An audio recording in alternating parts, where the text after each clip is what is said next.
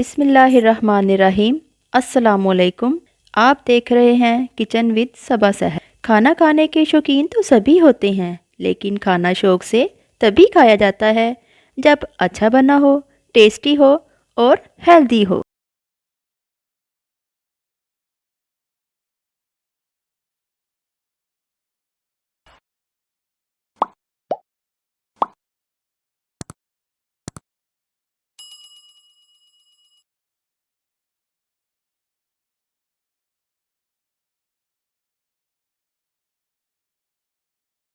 बरसात के मौसम में, गर्मी में, सर्दी में, बारिश में बनाएं मज़ेदार किस्म के प्याज के पकोड़े। रमज़ान में स्पेशली हर घर में तो पकोड़े बनते हैं, तो आज मैं आपको बनाना सिखाती हूँ सिंपल प्याज के पकोड़े। जब आपके पास कुछ ना हो लेकिन स्नैक्स का दिल कर रहा हो तो बना लें प्याज के पकोड़े। प्याज तो हर घर में अवेलेबल होते हैं, तो इसलिए इसको आज बनाना स्टार्ट करते हैं। प्याज लिए हैं मैंने 2 अदद, जिनको मैंने बारीक स्लाइस में काट लिया था।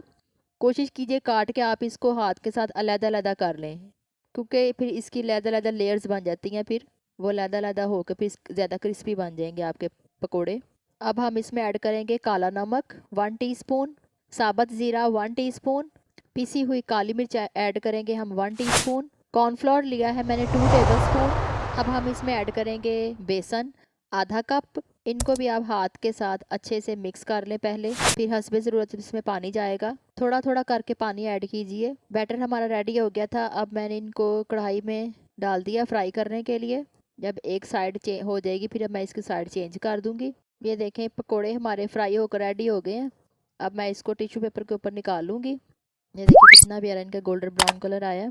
चाहे तो आप इसको white sauce, chilli garlic sauce या सादी सिंपल केचप के साथ भी सर्व करें, बहुत मज़ा आएगा।